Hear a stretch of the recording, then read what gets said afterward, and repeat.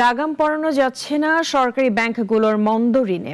প্রতি ১০০ টাকা ঋণের প্রায় ৪৬ টাকায় এখন মন্দ ঋণের খাতায়।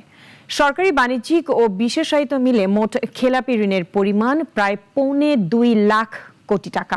বিশ্লেষকরা বলছেন, এর নেপথ্য কারণ বাছবিচার ছাড়া ঋণ। এই ক্ষতকে বড় করেছে পতিত সরকারের আমলে ব্যাংকিং খাতে রাজনৈতিক হস্তক্ষেপ।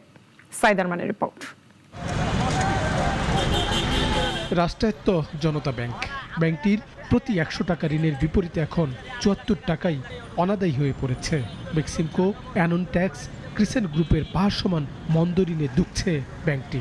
বাংলাদেশ ব্যাংকের হিসাব বলছে, এর মন্দ ঋণের পরিমাণ এখন প্রায় ৭৫,০০০ কোটি টাকা। খেলাপি ঋণের তালিকায় জনতা ব্যাংক এখন দ্বিতীয় সর্বোচ্চ। রাজনৈতিক বিবেচনায় ঋণ বিতরণ করে এখন দুর্বল হয়ে পড়েছে জনতা ব্যাংক সহ সরকারি খাতের বেশ কয়েকটি ব্যাংক। বিশ্লেষকরা বলছেন, সুশাসন না থাকায় বাণিজ্যিক যোগ্যতা থেকে গুরুত্ব দেওয়া হয়েছে রাজনৈতিক সংশ্লিষ্টতাকে। যে ঋণ দেন এবং ঋণ দেওয়ার ক্ষেত্রে ডিউ ডিলিজেন্স করার কথা, যে যাকে দিচ্ছে সে তার অতীত কি এবং সে আগামীতে সময় মতো ঋণ ফেরত দিতে পারবে কিনা, যে উদ্দেশ্যে ঋণ দেওয়া হচ্ছে সেখানে ঋণ ব্যবহার হচ্ছে কিনা, ওইখানে যদি কর্পোরেট গভর্নেন্সের দুর্বলতা থাকে, যে কর্পোরেট গভর্নেন্সের দুর্বলতা বলতে আমি বলছি বোর্ড। বাংলাদেশ ব্যাংকের পরিসংখ্যান মতে সরকারি খাতের বাণিজ্যিক ব্যাংকগুলো বর্তমানে খেলাপি ঋণের পরিমাণ প্রায় ১.৫ লাখ কোটি টাকা। এখানে সবচেয়ে নাজুক পরিস্থিতি বেসিক ব্যাংকের, তুলনামূলক স্বস্তিতে সোনালী ব্যাংক।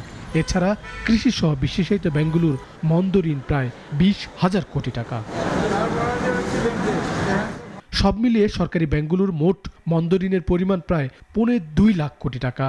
আর বাণিজ্যিক ও বিশেষায়িত দুই শ্রেণীর ব্যাংকে বেড়েছে ৩ মাসে ৪,০০০ কোটি টাকার উপরে।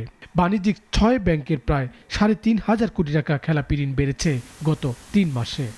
ম্যানেজমেন্টের নিয়োগ, এমডি, ফার্স্ট লেভেল, সেকেন্ড লেভেলের যে নিয়োগগুলো এবং বোর্ড গঠনে যাতে কোনো রাজনৈতিক প্রভাব না থাকে, এটাকে রাজনৈতিক প্রভাব মুক্ত করা, যোগ্য লোককে ওখানে বসানো এবং যোগ্য লোককে কাজ করার সুযোগ দেওয়া, এগুলো তো ভালো ভালো কথা, কিন্তু এগুলো করতে না পারলে সমস্যার সমাধান তো হবে না। সরকারি ব্যাংকগুলোর ঋণচিত্র পর্যালোচনা করে দেখা যায়, প্রতি ১০০ টাকা বিনিয়োগে ৪৬ টাকাই এখন খেলাপির খাতায়। ব্যাংকগুলোর মোট বিনিয়োগ ৪.৫ লাখ কোটি টাকা, যার মধ্যে বাণিজ্যিক ব্যাংকগুলোর বিনিয়োগ ৩.৫ লাখ কোটি টাকা, বাকিটা বিশেষায়িত ব্যাংকের। সাইদ আরমান, নাগরিক, ঢাকা।